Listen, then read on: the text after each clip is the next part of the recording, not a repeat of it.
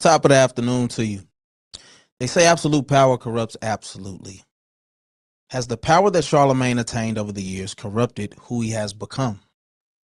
We will get into that and more right after this.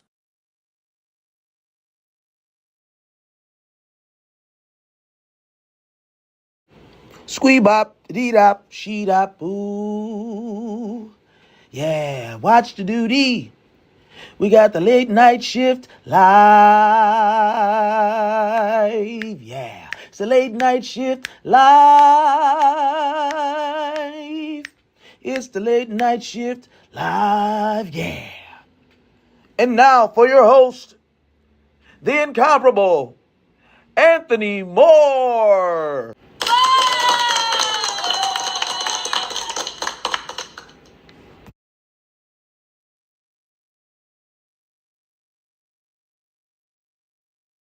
Top of the morning, the afternoon, and the evening to you, whomever you may be, wherever you may be watching, looking, or listening. It is your boy, your host, your player, your partner, Anthony Moore. Ant Mo, for those of you who may not know for sure, and welcome to the Late Night Shift Live. It's been a long time. I shouldn't have left you. That a dope beat to step to. And man, if you are here, you're here for the right reasons. We're talking Charlamagne tonight. And as a byproduct of that, Charlamagne, Ray Daniels, we get into some Jay-Z talk, slide a little Drake talk in there. Unfortunately, your boy Rashad Bilal of Earn Your Leisure has struggled to keep his allegiance to the black people in that community that he once said he was so true to. And lastly, we got to talk about some Adrian Broner. So here we go. Let me give you a little background about the background so I can let you know what this show is actually about. As I said, I'm your host for tonight, and I want to welcome you to the Late Night Shift Live. This is a show dedicated to shifting the culture's perspective with unadulterated truth and a little bit of grace, one story at a time. We're not salacious in nature. No, we're not. But the goal is to keep it real. That is real relevant, real P, and real live. If you are a first-time guest, I want to say you come on back round now. You're here. Show them boys how you do it up in Harlem there, boy. And if you are a part of my faithful few, I say I love you from the bottom of my corazon. That is heart. Spanish for those of you who care. So, with that being said, let's get into today's show. And let me put my boy up here. And he don't get no big screen. Let's get into Charlamagne, a donkey of a generation. For those of you who may not know, Charlamagne hails from Moncks Corner, South Carolina. A man who knows oh too well about being hired and fired. Also known for working with Wendy Williams, where he had to be the guy who was the grunt guy. But somewhere along the line, he seemed to got his tail tangled. And so he is the mainstay at 105.1 FM, host of the Breakfast Club, owner and operator of the Black Effect Podcast Network, three-time author. We got to show the love where the love is due. Black Privilege is the first one. Shook One is the second. And Get Honest or Die Lying. He is a husband, a father, a mental health advocate, and a Cowboy fan. Got to show some love to them Cowboy fans. It's our year. For all of you who want to get pissed off, go ahead and get pissed off, but it is our year. Now, I think what we need to first start off with is the reality of who Charlamagne has made himself into. He has been able to shift the narrative about who he is. And to be a guy who made a career off of dissing people and being brutally honest to a fault, to be able to be a person who has the ability and the power that he now possesses is quite impeccable, if I do say so myself. He has been able to shift his persona and his skin color, so I can't be mad. But this is where we have to get into how the tables actually turn. See, Charlamagne, you have turned into a bully of sorts. And for any of us who pay attention, there's no reason for you to have came at Ray Daniels the way that you did. you have apparently seemed to be a lapdog of sorts for Rock Nation and Jay-Z. Now, you've put out all of these things to say, oh, no, I'm not a part of any elaborate scheme to work with Rock Nation, but it just doesn't appear to be true. How can you explain going to bat for another man? And listen, I got partners, we all got friends that we go to bat for, but you don't even appear to know Jay-Z personally. So it is very confusing to me why you would take the approach of attacking a guy like Ray Daniels, uh, the donkey of the day that you gave him. Very, very, very disrespectful. The diatribe that you went on to attack the man, and we have to call it what it is. This is a full-blown attack. And me starting the show off by saying absolute power corrupts absolutely kind of explains who Charlamagne has become. Now, for those of you who may be wondering what the situation was, Ray Daniels on his show, at the end of his show, comes out and says, hey, Jay-Z has an album coming out, y'all. And before we go any further, speculation has been spread everywhere about if Jay-Z is going to actually put an album out. So I'm actually confused at why Charlamagne took such an interest and get offended by a guy like Ray Daniels, who has come from the music industry, has never lied about who he was or what his role was. He did, in fact, say he managed a very popular songwriter, right? But he's not a dumb guy. Me and my partner sat on a show and talked about, is Jay-Z coming out with an album? I listened to JBP and they said, hey, possibly Jay-Z is coming out with an album. There was this whole rollout of you cutting your hair on stage and all of those things. It has been rumored that your method of how you do things is you grow your hair when you're in album mode, so to speak, and when the album is done, you cut your hair. Now, I'm trying to figure out why, if we can figure that out, what is the issue with you, Charlamagne, with a guy on Al Gore's internet being able to just say what he want to say? That's how you know the fix is in. We watched you sit on a podcast or a show, a standalone show with academics, and you have proven what he said to be true of yourself in this situation with Ray Daniels.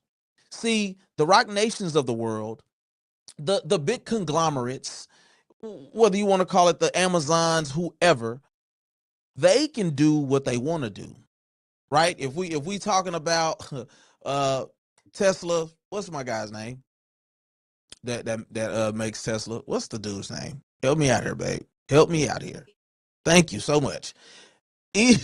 So Elon Musk, guys like this, yes, there's somebody that governs them. We just don't know who.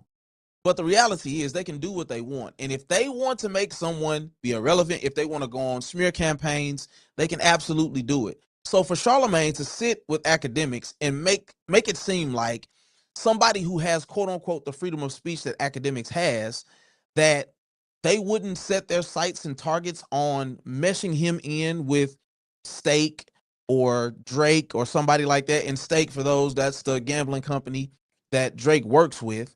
For us to not believe that he doesn't have the ability to mesh those things in is actually quite laughable. So for about 2 hours, we sat and watched you tell academics that it was a joke and nobody's thinking about him.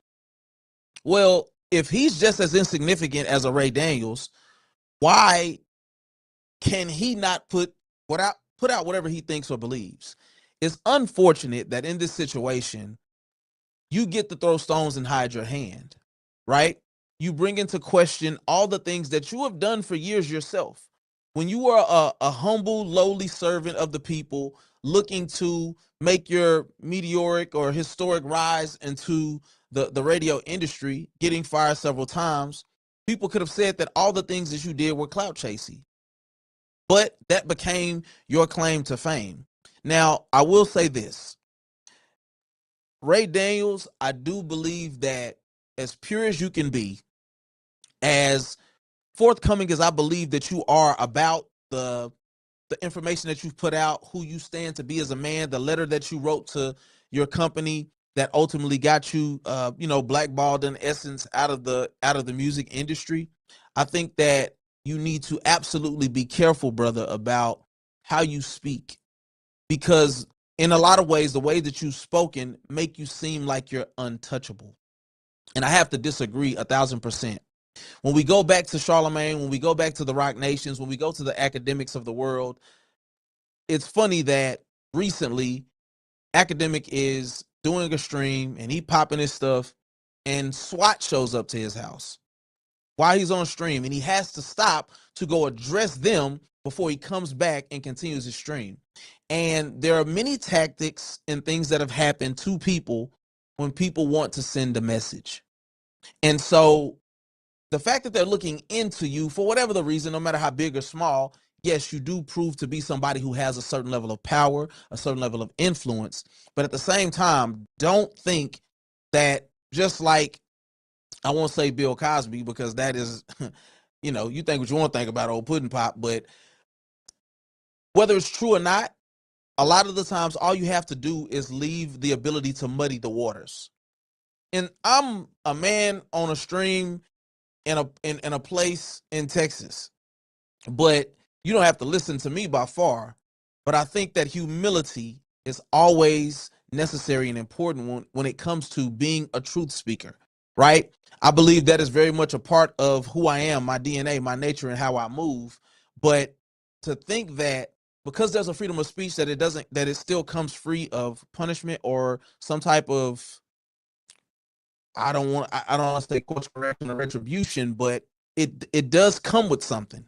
And so my tell to you is, all they have to do is present something that creates a doubt. And everything that you stand for and every hill that you will die on, no matter what you may have did, that you've confessed to your spouse, or whatever wrongdoing that you did that you made right, can all still be used to sully your name. So be careful, because Charlamagne, regardless of what you think about him, is a man of means and power. And I don't think that he would attack you for no good reason. And so you do with that what you may. But I wanted to also talk about some of the things that Ray didn't say. So, for instance, uh, you know, they asked him on his pod, they said, well, why? Why would they be coming after you? Or why, no, not that part. We can come back to that part, but they said, why Jay-Z got to come out with an album? And for those people who, I listen to JBP, and I hate, absolutely hate how much of a stan that they are for Jay-Z, for Sean Carter. But the reality is, um, there's no other reason for you to come out with an album than because Drake is on your heels, buddy.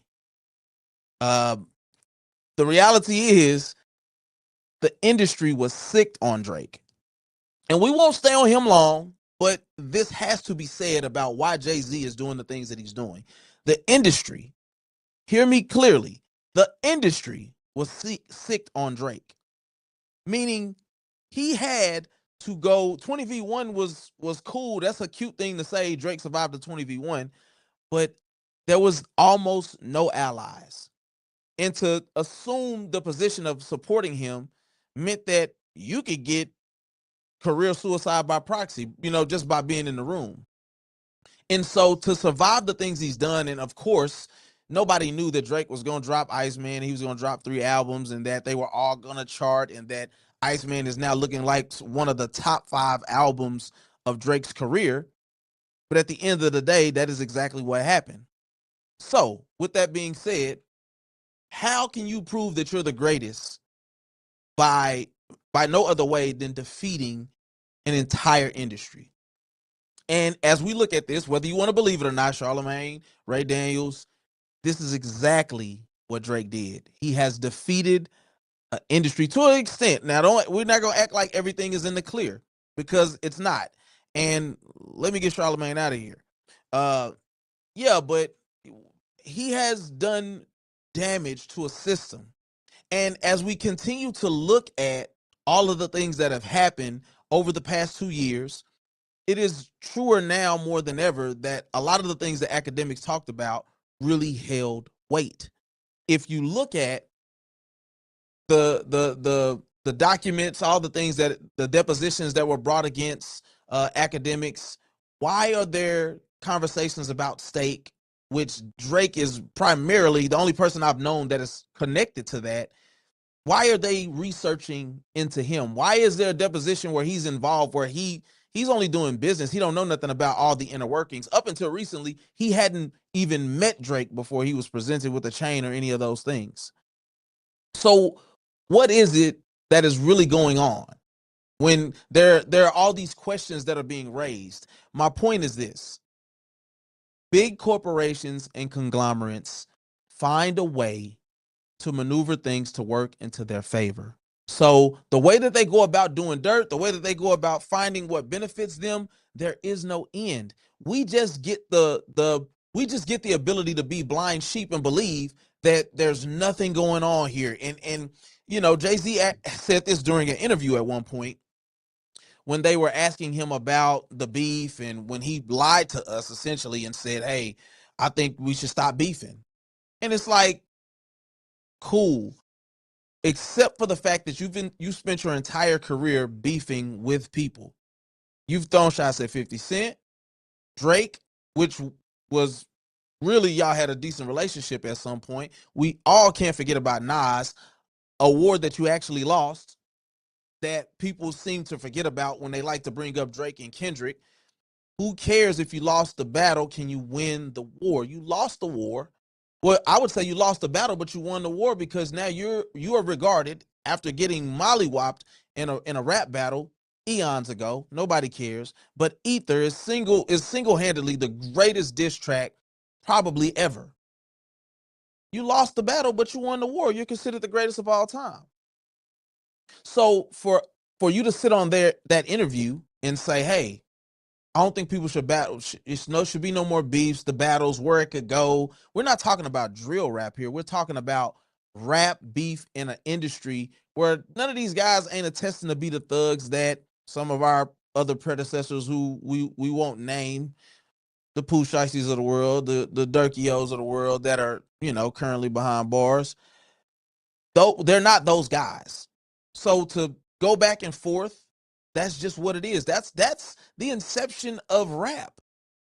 That's the other thing, is for us to act like we don't know what the essence of rap was. It started off as a freedom of expression that then turned into neighborhoods battling each other.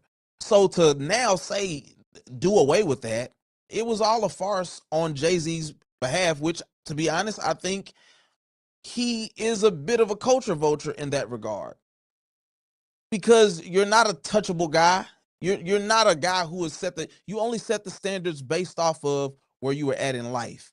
It's like you saying, "I don't wear jerseys. I'm 30 plus. Give me a new fresh pair of jeans, button up." Right. So it's like, I was refraining from saying the N word there, but for you to put that standard out there, and I actually heard this conversation, but it's like I wanted to expound upon it. It doesn't really prove to have any credence to you being this person who set a standard. It's like me being 50 and having high blood pressure and being like, "Hey man, stop drinking soda." It's like, you better stop, because you're gonna stroke out.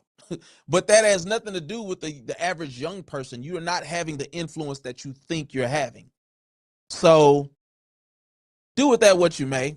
But the whole look, bringing it full circle, the whole point of that is Jay-Z gets to do what he wants. And when he steps out onto that stage and he does his freestyle, which the first one was cool, I'm not going to lie to you, but you get to come out and address everything that you've dealt with, everybody that you've talked about, uh, uh, harming somebody 20 years ago. You literally named all the people, right? You named all the people you've had any type of issue with. You chose to pick at whatever situation was going on, because, and this is where the Jay-Z stands, the whole Vengers that y'all call yourselves. This is where my issue comes in with y'all, because y'all have selective memory about how things come to pass. All of a sudden, now beef is cool when he goes on stage and addresses it. And it's like when it comes to Jay-Z, it's like, oh, he's been bottling it up. He's been holding on to it. He has to get this stuff out. No, he doesn't. He's as I've been saying here a lot lately, he's the elder statesman. He's the one who's supposed to set the tone for the culture. Your play got caught by Ray Daniels and it made people mad. And then you, in return, took that clip that I don't believe he's lying. You took the clip where he speaks of it, and then it becomes this campaign that builds for your sales. Let's never forget when you sold all those phones for Samsung. I believe it's absolutely true. There is nothing that Jay-Z has done, and I'm not saying, he's not done something with prison reform or he ain't went and gave turkeys out in the hood. I ain't saying none of that. But there's nothing that Jay-Z has done recently over the past, I'll say 5 to 10 years, that hasn't been something that exclusively benefited him. Becoming the representative for the halftime show, all of that benefited him tremendously. Whether it is selling your vinyls in Target when we're supposed to be boycotting, that benefited you. And might I add, it didn't do amazing. You didn't sell out crazy. So what we know about you is that you'll tend to hedge your bets. Because if you are considered to be the greatest rapper of all time, why wouldn't you make sure to stack the deck to make sure that when you do something, it has an impact? Because if you drop an album and it doesn't touch what Iceman did, forget Habib, forget that. If it don't touch that, if it don't touch Maid of Honor, that's cool. We ain't tripping on those albums. But if it don't surpass Iceman, all of that disrespect that people try to throw at Drake, let me say this, y'all. And I feel so strongly about this. Let me look here. I feel so strongly about this. Please, as long as you live and have breath in your bones, don't ever think that anyone, especially Drake, Aubrey Graham, is afraid to get in a rap battle with a 59-year-old man. Okay? Jay-Z, if you didn't win a rap battle 30 years ago, we're not going to act like because Nas is such a supreme lyricist that all of a sudden is going to hit different or you're going to stop. Drake will pack Jay-Z up, boy. Let me be very clear. Kendrick, that's cool. You're going to do a bunch of lying, a bunch of capping. You're going to find a way to get a whole coast involved in LA. That's fine, bro. I'm not hating on that. But when it comes to Jay-Z, I promise you, it is going to be a easy wash, my boy. You can comment what you want, say what you want. It's going to be an easy wash. If you disagree, put that in the comments. But I have no faith that this dude is going to all of a sudden, and the only way he's going to win is because y'all stands is going to start off with how black he is. If Jay-Z and Drake get in the battle, it's always going to start off with how black Jay-Z is and how not black. It's going to be the same stuff. But when we talking numbers, when we talking hits, when we talking money even, yeah, we get it. What's better than 1 billionaire too, especially if they're of the same hue as you? I love that. But come on, man. Like, y'all not playing the same games here. Jay-Z, you started out independent, and we can respect that. But you are also 30. Like, you were super grown, my boy. You came from selling packs to selling raps, and I'm cool with that. But Drake was a kid getting in the industry, bro. So all I'm saying is don't let that skew y'all in the reality of what's going on. I'm not tripping if he want to go back at Kendrick. I'm not tripping if he go. I don't care who Drake go at. He has proven that he's more stand up than a lot of these guys. So it is what it is. Moving on. Please, if you got a problem with it, put it in the comments. We not tripping. But let's move on to I gotta be honest, man. Yeah, you don't get a big screen either, boy. Stop playing with me. Hold on, y'all. Yeah, you don't get no big screen, boy. But Rashad Bilal, man, co-host of, co-creator, founder of Earn Your Leisure. Let's start here, first of all. Rashad Bilal, don't you ever in your natural born life act like the whole premise of your network, the Earn Your Leisure network, wasn't to build credibility with the black community and teach them how to trade in the market.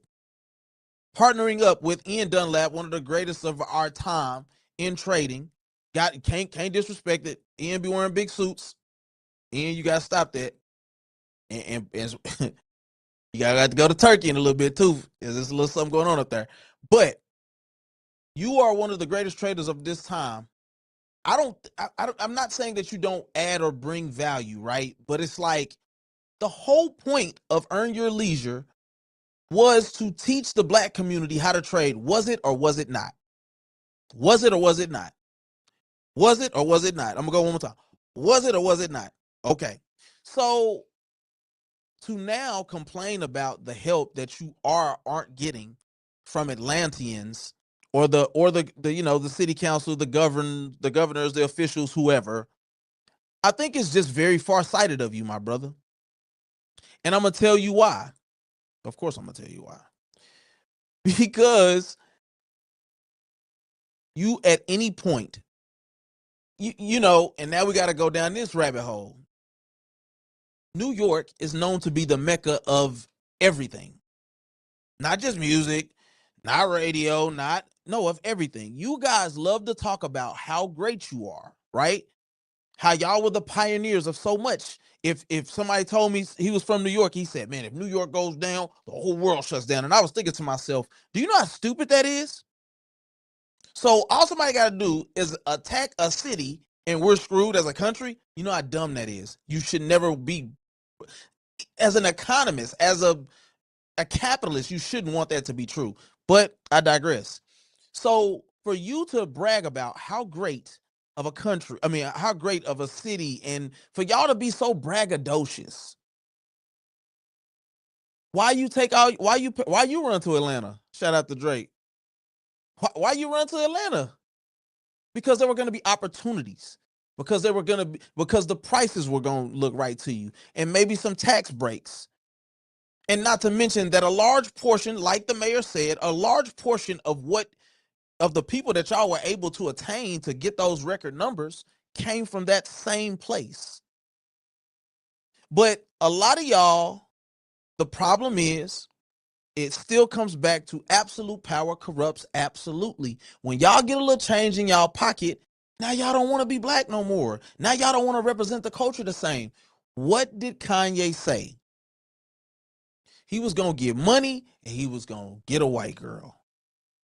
And that's the approach that a lot of y'all take once y'all come and pillage the black communities for what they have. And Rashad, you're no different. I watched the interview with Candy. I heard all of the stuff that the mayor said, and I will say this. He never said nothing that was disrespectful. He called you to the carpet because at the end of the day, you should have always chose to have a conversation with that man. But then you go double back and now you apologize and you were being emotional. No, you realize that you was going to be up the creek without a paddle if you weren't able to capitalize on a market such as Atlanta. And black people are forgiving, so they're going to let you rock. You know what I'm saying? All right, cool. And here's the thing. We have to, as people, as men, as business owners, as husbands, as fathers, as brothers, whatever your title is, you have to learn how to take accountability. The reality is, if you had Jay Morrison up there ever, if you had him 500 up there ever, and there are plenty of other guys, we're not going to act like Atlanta ain't one of the scamming capitals of the world either. And that's no disrespect to nobody. I love Atlanta. I wanted to move out there, but my which is now my oldest, my youngest, I couldn't leave her. But it's a beautiful place, but it's full of opportunists. And you became one of them. So now you say, "Oh, nah, I'm done doing the black thing." Like, that's the problem with our community again. Because now it becomes a monolith. Or not a monolith. Which one is it? Because what is the black thing when you're black? That's like saying I don't do the fried chicken thing. Oh no, I don't do the watermelon thing. I don't do the wave cap thing. I don't do the blue magic thing. Like, I don't do the money phone thing. It's like that stuff, as I've asked on a different episode, if y'all go check out the Mind of a Man podcast on this same network, like, what is black culture? And shout out to Tesla and Figaro. Shout out to Tesla and Figaro, who called you to the carpet. My sister, I have not known of who you were until I watched you on Killer Mike. Let's conversate. But I got so much respect for who you are and what you stand for. That you are unapologetically a believer, that you lead with the word, and that you are going to live and die with the cause of representing black people that are underprivileged, that don't have a voice, that are unalived, murdered in the streets. You know, the what is my guy's name? And I'm so mad. I forgot the kid's name, so I'm not gonna say it because I don't want to disrespect. But that you are seeking the Carmelo Anthonys of the world, that you're trying to attach yourself to a mission that says, unfortunately, like the Malcolm X's of the world, like the Martin Luther Kings of the world, is that these are a people that it's like they're the modern day Israelites, to be honest. And it's like they are not going to follow, and they're not going to follow well. But if that's the hill that you're gonna choose to die on, you have to go ahead and die on that hill. So when the people don't do right, you lead anyway, Rashad. And the problem is there's a lot of ego and arrogance and cockiness that comes and exudes out of you. It's not confidence. And everything always, always, always comes back to money on this camera angle. It always comes back to money with you. And shout out to Troy. I got mad respect for Troy. But I've seen you talk very disrespectfully to your co-host Troy. I think at the core of who you are, what you represent, you might be a good dude. I know you got your kid, you got a son that you represent and that you seem to love and you're doing a lot for. So I ain't got nothing to say about that as a man. But when it comes to platform and money don't trump character. For instance, you had no problem attaching yourself to Diddy until the stuff started coming out. Here's my issue. Nobody should want to attach themselves to him after that stuff come out. But if you're going to lie to me and tell me that you didn't hear no rumblings or know nothing about what was going on with him before then, it's impossible when you live in the city, when you're in the same environments as that person. But when it benefited you, oh, we got Diddy showing up, blah, blah, blah. There's nothing wrong with being an opportunist to a certain extent, but don't forget about the people who you cater to and you cape for, because I guarantee you, if you go show us that back office of the Earn Your Leisure numbers when y'all had the academy, I don't know if y'all are still doing that or whatever it was that was a Proud to Pay program. I guarantee you that it was 85 to 95% African American black people that were a part of that community. So what I believe happened with the mayor was that he just allowed us to see your hand. Oh, it's going to be more inclusive now and all of those things. That's cap. Cap is at an all-time high, my brother.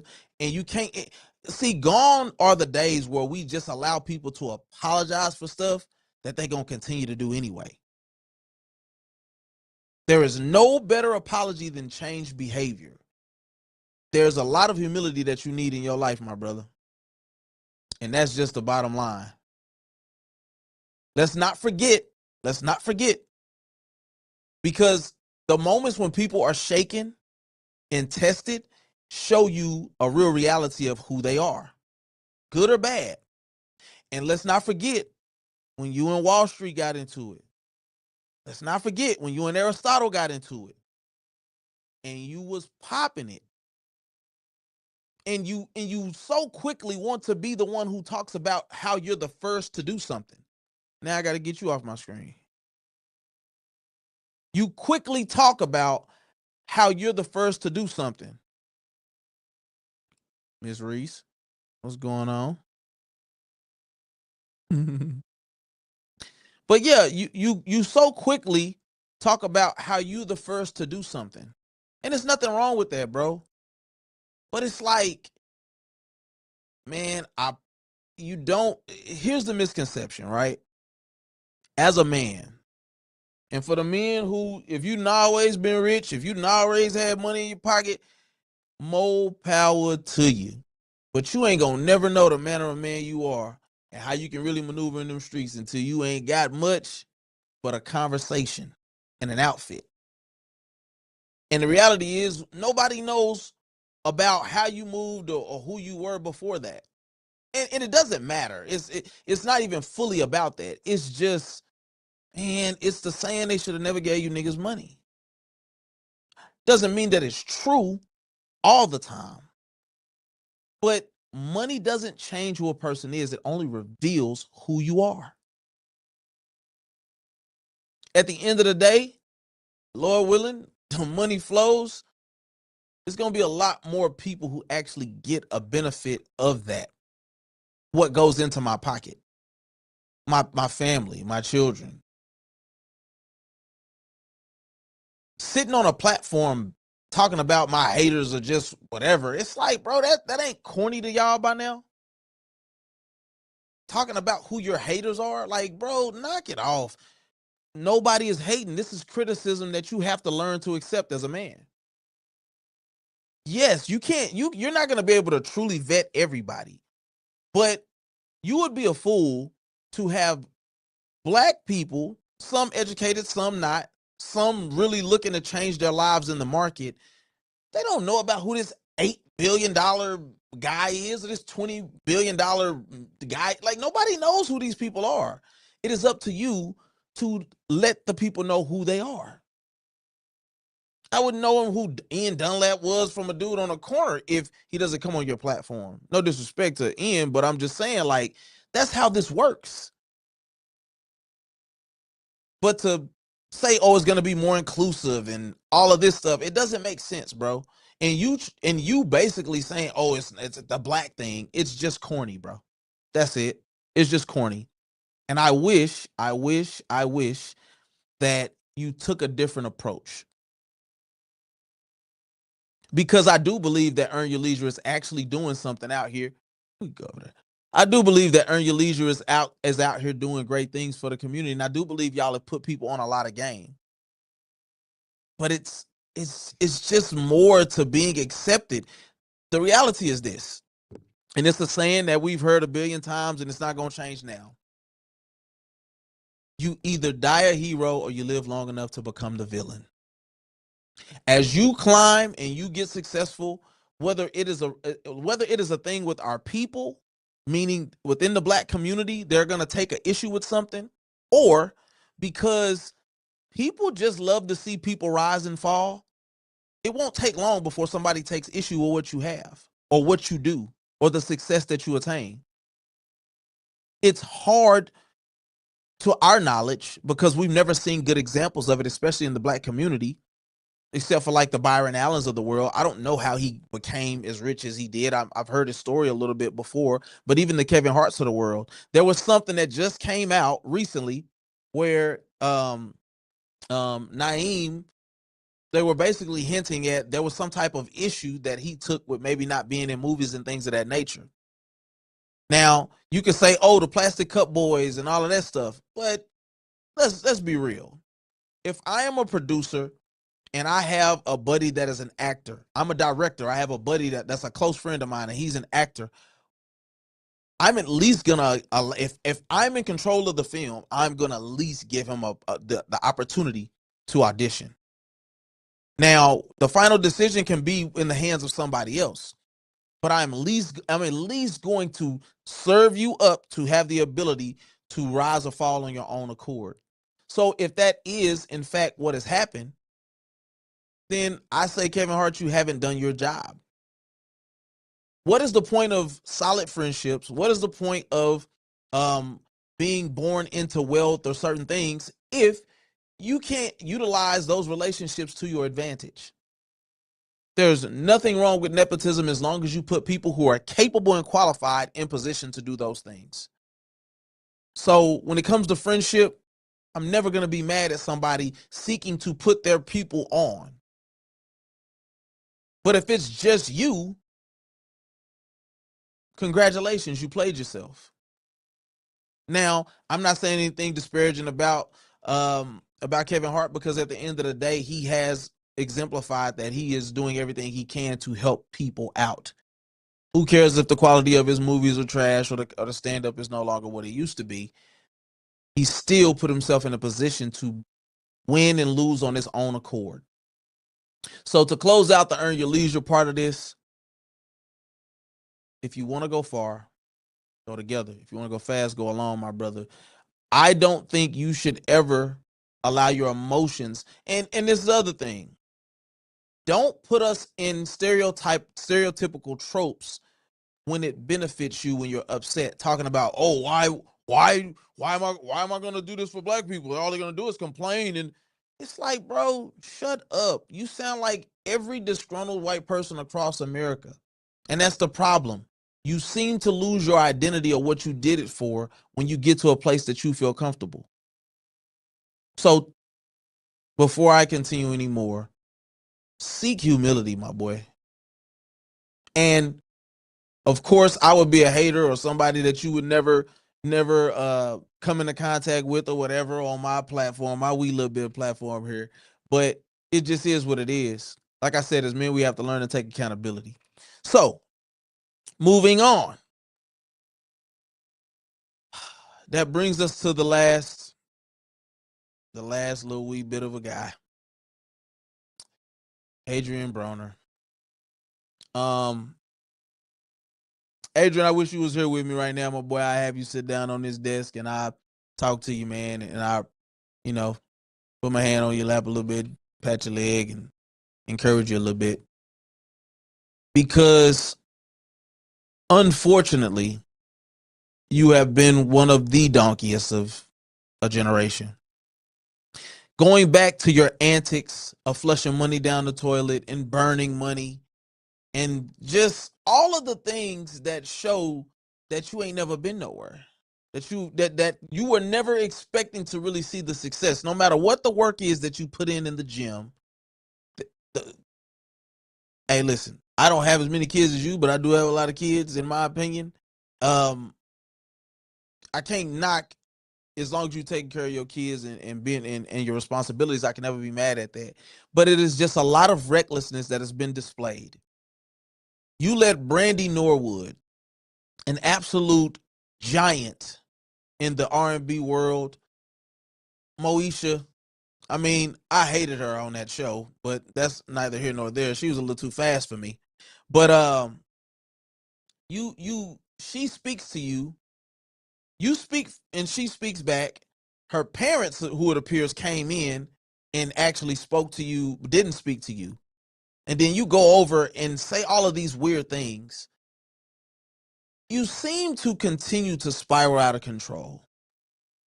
And the unfortunate thing is when you have a guy like Flip, who is also on JBP, who talks about how he's seen people let you get saucy and utilize you to take money from you and to take advantage of you. And there's still nobody that can come around and help. Why? Because he attested to seeing that y'all have made millions of dollars off of a stream. Sometimes the corruption is watching somebody bleed out in front of you. Sometimes the corruption is allowing yourself to see a car wreck and you don't decide to render aid. And Adrian Broner, to take pride in being known as the Crash Out Boys and to really sully how great you could have been, it's unfortunate. When AB is sober with a fresh haircut, you still a player dude. You cool, you funny, you're entertaining. But unfortunately, it seems like you're going to let alcohol completely destroy everything that your legacy could represent. And I get it, Dean the Great, y'all. Sometimes it's like watching Bobby and Whitney. It's the chicken or the egg. Who's really the problem here? And at this point, I don't believe that either one of you could possibly exist outside of each other. Maybe Adrian could, but unfortunately, Dane, the only thing I knew you from was getting knocked out by somebody for disrespecting his wife and being drunk and all of this stuff.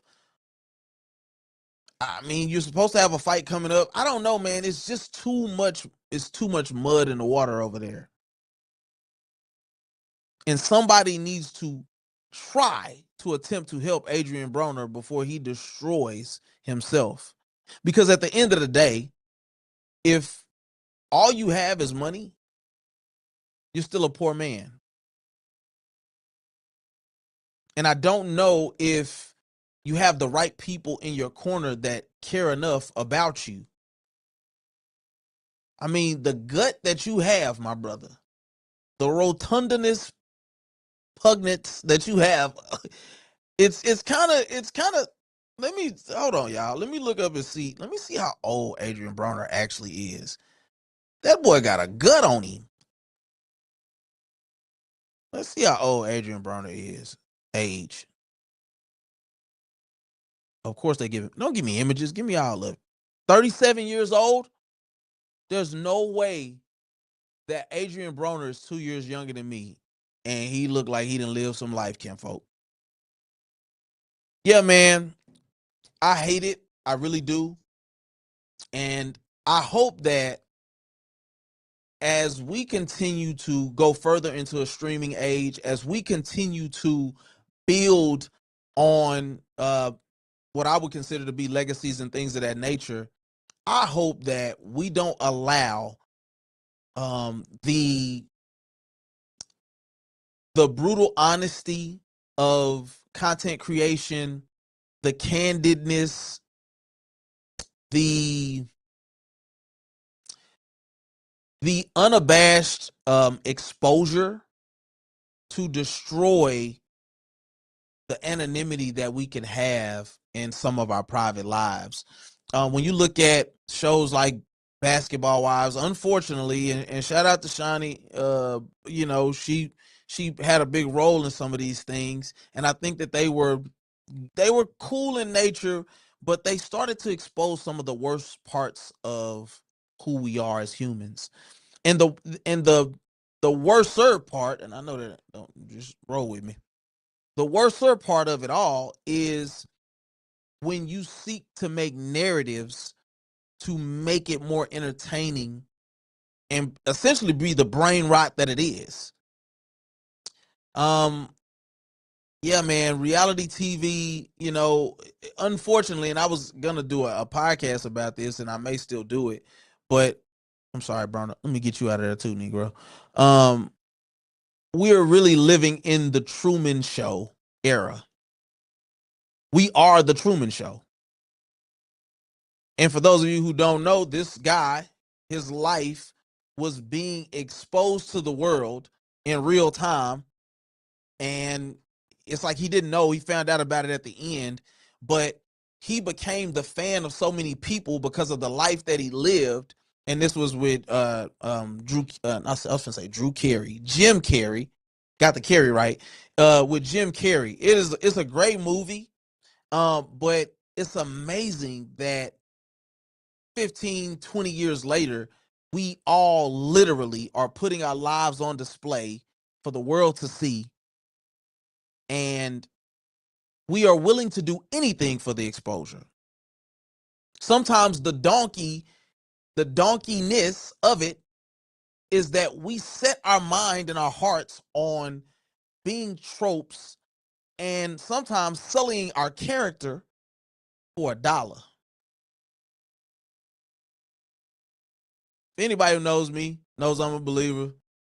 And it says basically, or what I will say now is, it's unfortunate that because of the opportunity, in air quotes, we have chosen to really put our lives on display and to sell our souls to get some money. It's an attempt to gain the world to lose your soul. And it's not always about having a literal I gave my soul over to the devil type of thing. No. It's about compromising who you are as a man, putting your family on display, willing to be somebody. This ain't Denzel being a believer and he go to act and maybe he says unsavory words or does these atrocious things on camera. I don't really care how you feel about that, but it's just your willingness to do something just to. Nobody want, like, hold on, y'all, because I want to go on a tirade right now. Nobody wants to work anymore. And if I'm being honest, I raise my hand. I'm a bit guilty of that in some regards. Meaning, manual labor ain't as attractive when you can sit behind a camera and make money. Is that wrong? No. But the labor force is in need of a lot of people.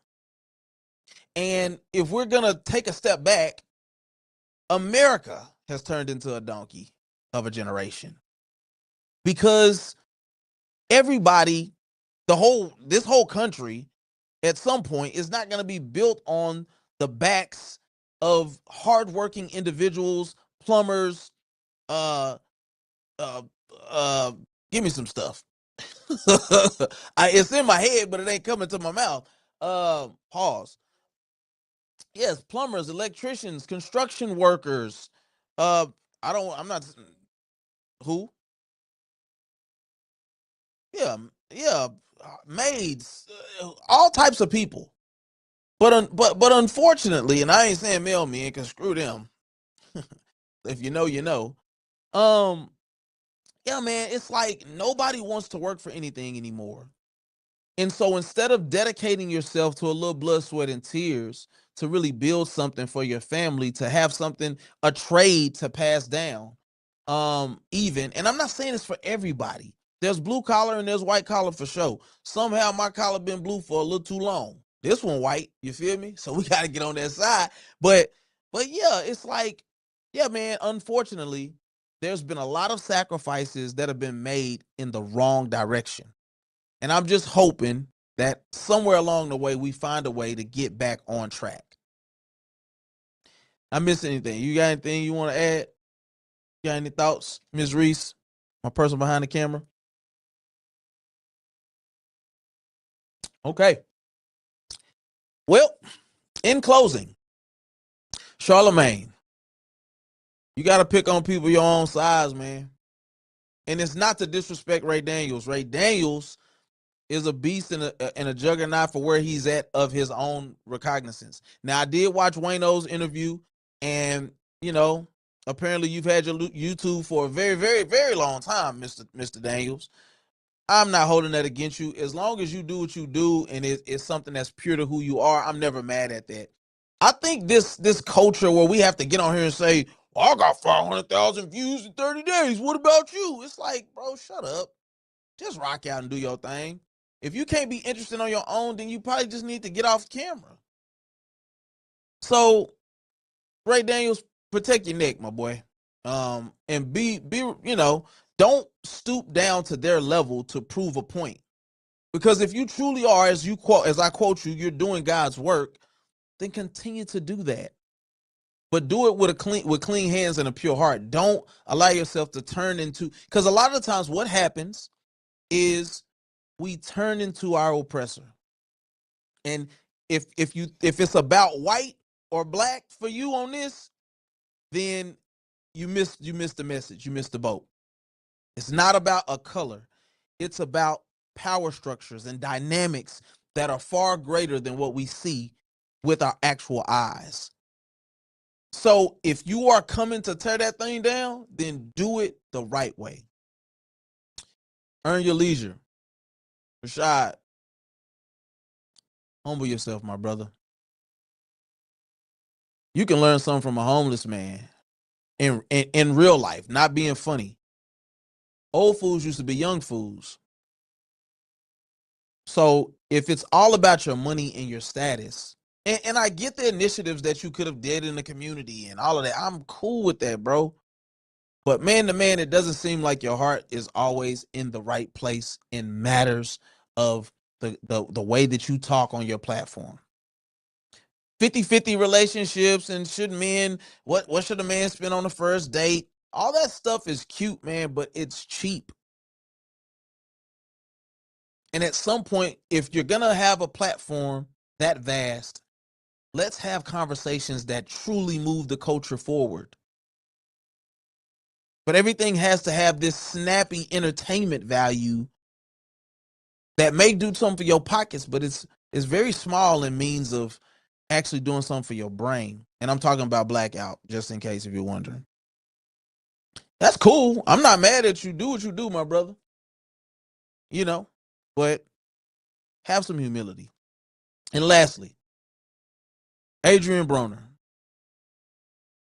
seek help. For real, for real. Seek help, my brother. And I pray that you get people around you that don't allow you to fail in front of a nation. Because at the end of the day, if you have millions of dollars in your account and you back popping, but you're an alcoholic and you have more kids, or there are allegations against you for doing something inappropriate because you were so out of it off some liquor that you couldn't remember, or your health is that much worse. I just got a inbox from one of my guys that said, and I'm gonna go actually read it, or probably can't read it. Pierre Thomas, from QC Quality Control, reportedly hospitalized after suffering a heart attack, and he's like in his 40s. Man, don't be manipulated into believing that all there is to life is chasing a bag or sacrificing who your kids will see you as in 20 years just to be popping on the internet right now. The drugs, all of the stuff that's going to help you stay up, to work longer, to do more, they don't tell you about what the other side of that look like.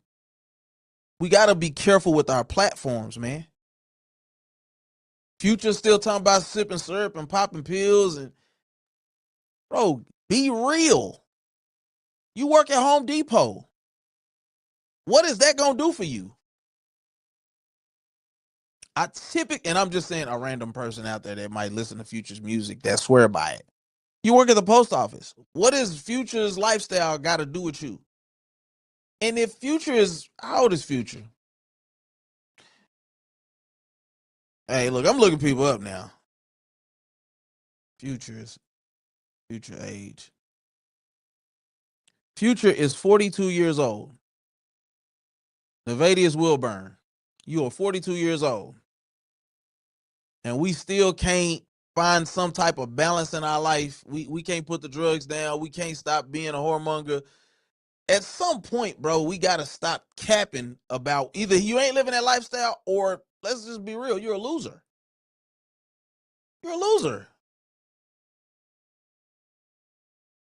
But he got money and influence, so we gonna say that that's the way we supposed to live, and these become the people that we look up to. Anyway, listen, man, I had to get my wits about me, man. Camera angles and all that stuff. We was working it out, man. You know, appreciate my lady on the switcher tonight. This has been another episode of the Late Night Shift Live, man, where we seek to shift the culture one story at a time with a little bit of grace and a whole lot of truth. As I end every episode, life is hard enough, so please don't just live elevated and be exceptional. Till next time, I love you. May Lord keep you. I see you on the other side. Make sure you hit the like, please. If you're still sitting around, hit that like. Hit that like for your boy. Hit that hype button for your boy. Subscribe to the network and subscribe to the Patreon. You feel me? It say I had two people in here for a while. This might be my kinfolk. I know it's Reese and somebody else. I appreciate you. I appreciate you. And I see you on the other side, man. Men, work to be men of integrity. I'm just going on a rant here now. Work to be men of integrity. Stand for something. Like, you'll fall for anything, kinfolk.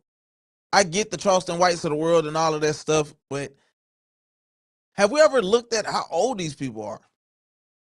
Hold on, kinfolk. I got you. Don't worry about it. How old is Charleston White. Charleston White is 49 years old. And we are highly impressed and entertained with all of the stuff that comes along with that. We are dying. We are dying to be entertained. And at least if we're going to take that approach, we absolutely need to find a way to make it something that feeds us. And I'm talking about here, spiritually, and that helps us develop our people. Otherwise, these platforms are just a way to brain rot everybody. Anyway, I see y'all. Hold on. Oh, Lord. Appreciate you. Appreciate you. But until next time, I love you, may Lord keep you. I'll see you on the other side. Say lie, my people. Y'all be easy. Why now? Peace.